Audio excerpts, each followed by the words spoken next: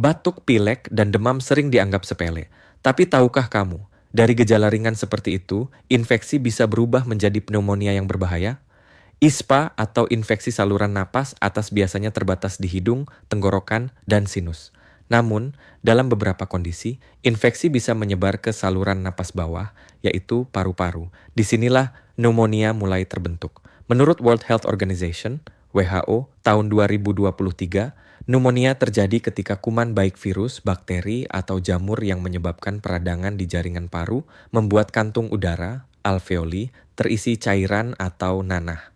Akibatnya, pertukaran oksigen terganggu dan penderita mulai kesulitan bernapas. Peralihan dari ISPA ke pneumonia paling sering terjadi pada kelompok rentan, bayi, anak kecil, lansia, atau orang dengan sistem imun lemah seperti penderita diabetes atau malnutrisi. Bayangkan tubuh seperti benteng. Saat pertahanan lemah, virus dan bakteri bisa menembus lebih dalam hingga menyerang paru-paru.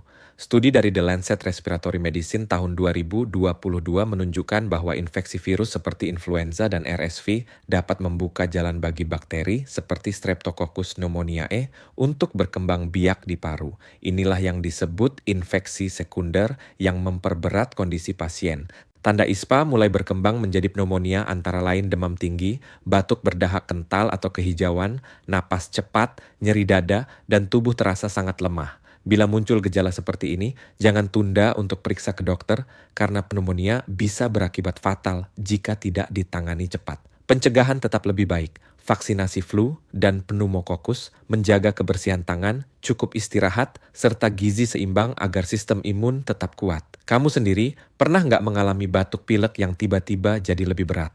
Ceritakan pengalamanmu di komentar dan jangan lupa follow akun ini untuk edukasi kesehatan berbasis bukti.